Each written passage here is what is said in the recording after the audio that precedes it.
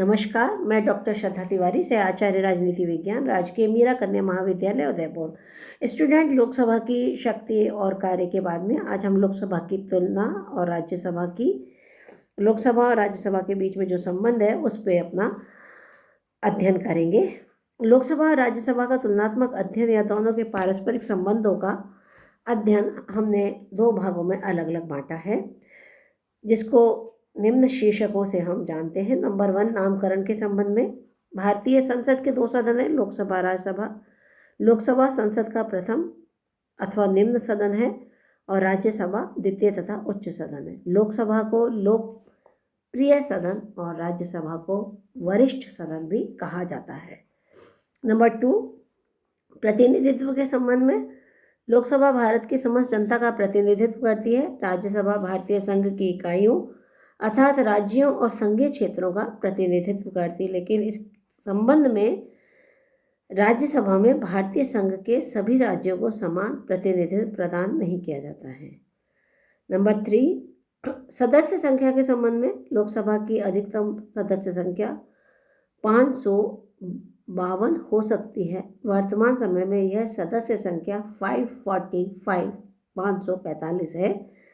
राज्यसभा में अधिक से अधिक 250 सदस्य हो सकते हैं, जिनमें से 12 मनोनीत और 228 परोक्ष रूप में कार्य करके निर्वाचित होते हैं। वर्तमान समय में यह सदस्य संख्या 233 + 12 है। इस प्रकार लोकसभा की सदस्य संख्या राज्यसभा की दुगनी से भी अधिक है और संयुक्त बैठक में यह सदस्य संख्या ही लोकसभा की शक्ति का आधार है। नंबर 4, निर्वाचन के संबंध में। लोकसभा के सदस्यों का चुनाव वयस्क मताधिकार के आधार पर और प्रत्यक्ष निर्वाचन के तरीके से होता है। राज्यसभा के सदस्यों का चुनाव अप्रत्यक्ष रीति से और आनुपातिक प्रतिनिधित्व के आधार पर होता है। नंबर 5, कार्यकाल के संबंध में। लोकसभा का कार्यकाल 5 वर्ष है, लेकिन राज्यसभा एक स्थायी सदन है जो कभी भंग नहीं होता है। राज्यसभा के सदस्यों का कार्यकाल 6 वर्ष है। इसके 1/3 सदस्य प्रति 2 वर्ष के बाद अवकाश ग्रहण कर लेते हैं और इतने ही नए सदस्य निर्वाचित कर लिए जाते हैं। नंबर 6, साधारण विधेयक के संबंध में। सैद्धांतिक दृष्टि से साधारण या अवित्तीय विधेयकों के संबंध में दोनों सदनों की शक्तियां बराबर हैं। साधारण विधेयक दोनों सदनों में से पहले किसी में भी पेश किए जा सकते हैं और यदि दोनों सदनों में से किसी विधेयक के बारे में मतभेद उत्पन्न हो जाए तो अनुच्छेद 108 के अनुसार राष्ट्रपति द्वारा दोनों सदनों की संयुक्त बैठक बुलाई जा सकती है। संयुक्त बैठक में बहुमत से उस विधेयक के संबंध में निर्णय लिया जाएगा। नंबर 7, संवैधानिक संशोधन के संबंध में। दोनों सदनों को इस संबंध में न केवल सिद्धांत वरन व्यवहारिक दृष्टि से भी समान शक्ति प्राप्त है। संविधान संशोधन से संबंधित विधेयक संसद के किसी भी सदन में प्रस्तावित किया जा सकता है और उसे संसद के दोनों सदनों द्वारा अपने विशेष बहुमत से अलग अलग पारित किया जाना आवश्यक है।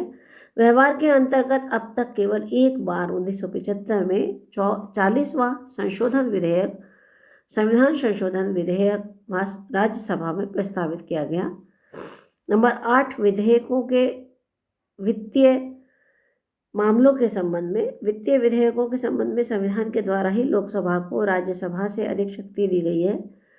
वित्त विधेयक लोकसभा में ही प्रस्तावित किए जाएंगे और लोकसभा से पारित होने पर ये विधेयक राज्यसभा में आएंगे, जिसके द्वारा अधिक से अधिक 14 दिन तक ऐसे किसी विधेयक पर विचार किया जा सकता है। राज्यसभा के सुझावों को मानना या ना मानना लोकसभा की इच्छा पर निर्भर है।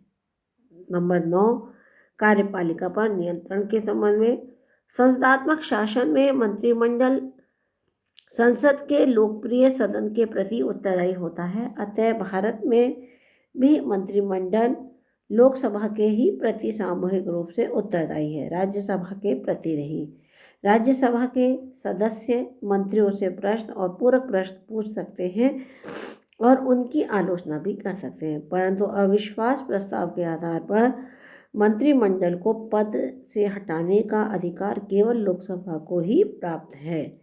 अतः कार्यपालिका पे नियंत्रण की दृष्टि से लोकसभा राज्यसभा की तुलना में निश्चित रूप से अधिक है। अगर इस सब को समअप करें हम, तो बच्चों, राज्यसभा और लोकसभा के कुछ अन्य कार्य और अधिकार भी हैं, जिनमें राष्ट्रपति उपराष्ट्रपति के निर्वाचन में दोनों ही सदनों के सदस्य समान रूप से भाग लेते हैं। राष्ट्रपति पर महाभियोग लगाने का अधिकार भी दोनों सदनों को है।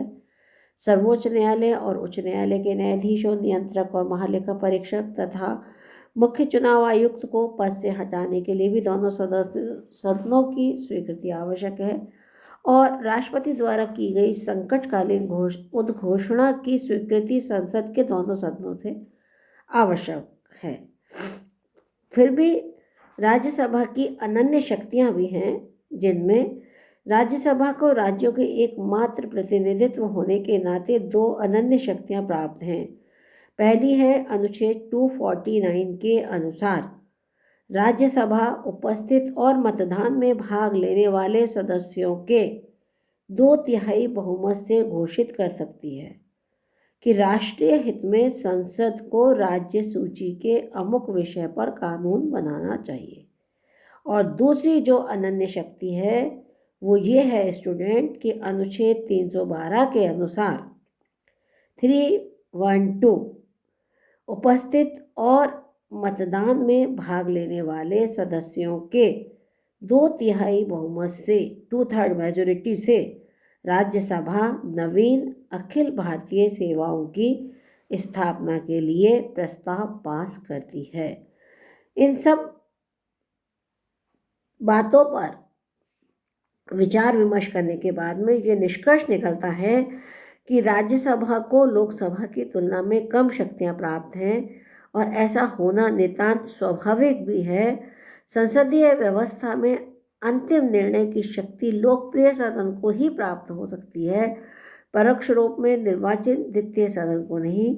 संविधान निर्माताओं के द्वारा राज्यसभा की कल्पना प्रथम सदन के सहायक और सहयोगी सदन के रूप में की गई है, प्रतिद्वंदी सदन के रूप में नहीं, और राज्यसभा के द्वारा इसी रूप में आचरण किया गया है।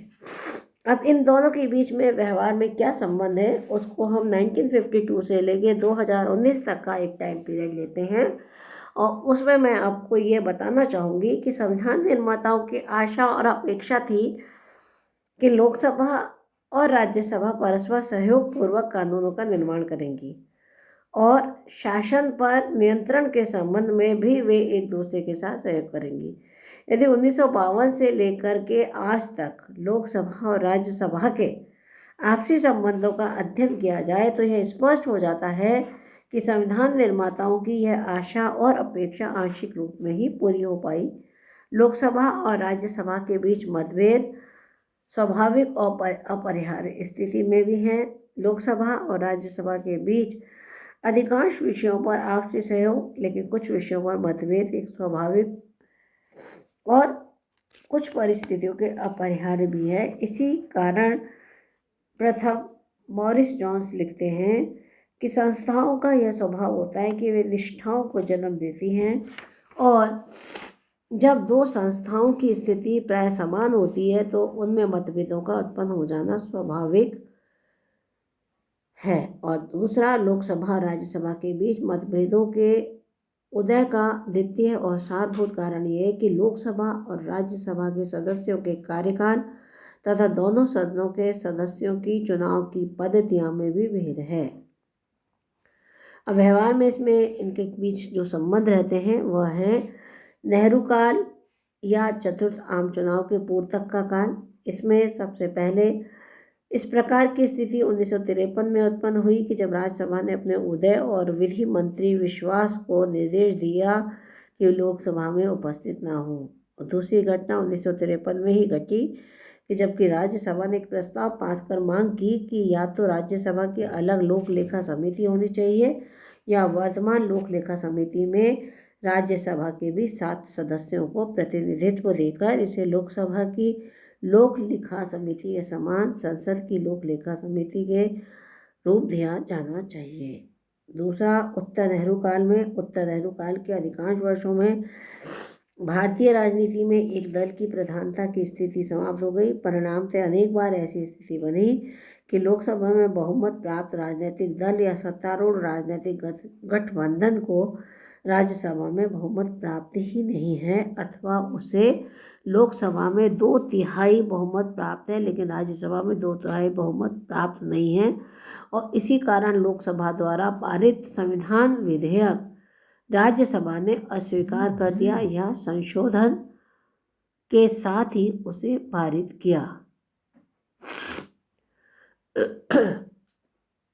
इसके बाद में 1977 में वर्षों के बाद लोकसभा राज्यसभा की दलीय संरचना में भेद रहा है और इस स्थिति ने इन दोनों सदनों के बीच विरोध की घटनाओं को जन्म दिया। 1980 में भारत के संसदीय इतिहास में पहली बार राज्यसभा ने राष्ट्रपति के अभिभाषण पर धन्यवाद प्रस्ताव में ऐसे वाक्य जुड़वाए जो नई सरकार की आलोचना करते हैं। 89 में लोकसभा द्वारा पारित 64 एवं 65 संविधान संशोधन विधेयक को राज्यसभा में 2/3 समर्थन नहीं मिला तथा इस प्रकार से संविधान संशोधन विधेयक संसद से अस्वीकृत हो गए। 96 से लेकर के 2019 के विषय में भी लोकसभा राज्यसभा की दलीय संरचना में भेद रहा तथा इसी कारण लोकसभा और राज्यसभा के बीच आपसी विरोध की कुछ छोटी मोटी स्थिति बनी।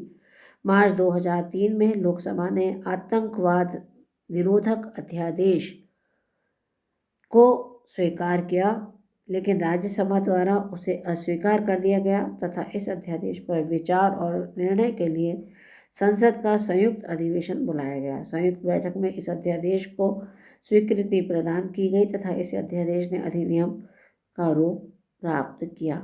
70 वर्षों के संवैधानिक इतिहास में संसद के दोनों सदनों की यह संयुक्त बैठक तीसरी बार बुलाई गई थी। इसी प्रकार इस बात के स्पष्ट संकेत मिलते हैं कि 98 से 2003 के वर्षों में केंद्र की राष्ट्रीय जनतांत्रिक गठबंधन सरकार बिहार में राष्ट्रपति शासन लागू करना चाहती है और लेकिन राज्यसभा में इस गठबंधन को बहुमत प्राप्त न होने के कारण इस प्रकार का कदम नहीं उठाया जा सकता है। 2011 में लोकसभा ने लोकपाल विधेयक पारित कर दिया लेकिन राज्यसभा से पारित नहीं हो पाया। मई 2014 एवं मई 2019 में आयोजित 16वीं और 17वीं लोकसभा चुनावों के बाद लोकसभा और राज्यसभा के में दलीय संख्या एक दूसरे के पूर्णतः प्रतिकूल है। जहां लोकसभा में भाजपा एनडीए बहुमत में है वहीं राज्यसभा में कांग्रेस समेत क्षेत्रीय दल बहुत बहुमत में हैं। संसद के मानसून सत्र 2015 में राज्यसभा को बार बार ठप किया गया जिससे लोकसभा द्वारा पारित भूमि अधिग्रहण एवं जीएसटी विधेयक सरकार पारित नहीं करवा पाई। इसी प्रकार 3 तलाक बिल भी राज्यसभा में अटक गया। लोकसभा और राज्यसभा के बीच मतभेद और विवाद की परिस्थितियों के बावजूद सामान्य रूप से राज्यसभा के कार्यक्रम को सफल कहा जा सकता है। राज्यसभा लोकसभा पर एक नियंत्रणकारी सदन और शक्ति के रूप में कार्य करती है और तथा इस रूप में राज्यसभा की अपनी उपयोगिता है। आज के व्याख्यान में इतना ही।